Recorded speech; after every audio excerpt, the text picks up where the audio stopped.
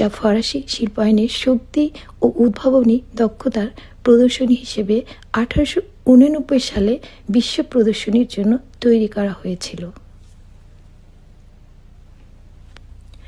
Gustave Eiffel প্রাথমিক প্রকল্পটি নিয়ে কিছু দ্বিধা বিভক্ত ছিলেন। এরপর তার প্রতিষ্ঠান থেকে স্থপতি স্টেফেন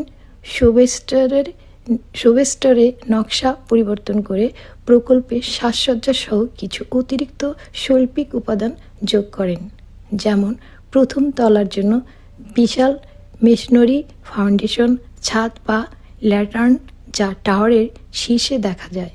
এই পরিবর্তনগুলো টাওয়ারের কাঠামোগত প্রয়োজনীয়তা ও দর্শনীয়তা দুটোই নিশ্চিত করেছিল।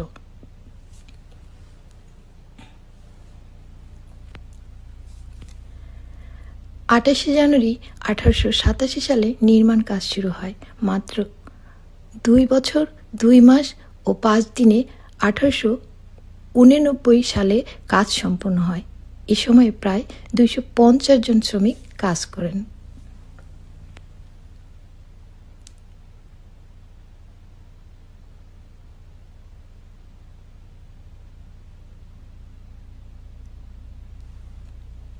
নির্মাণের সময় উচ্চতার কাজ করার কারণে বেশ কয়েকটি নিরাপত্তা ও কাজের শর্ত নিয়ে শ্রমিকদের আপত্তি ও 1 বা 2 বার শ্রমিকদের মৃত্যু হয়েছিল, তবে মোটামুটি নিরাপদ পরিবেশে বজায় রাখা হয়েছিল।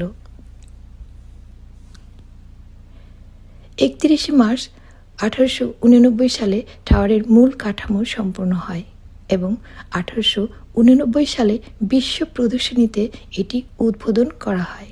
শুরুতে অনেকেই এর শিল্পসম্মত ধাতব নকশাকে অপ্রাকৃতিক বা অপ্রীতিকর বলে সমালোচনা করলেও প্রদর্শনী চলাকালীন এটি দ্রুত জনপ্রিয় হয়ে ওঠে।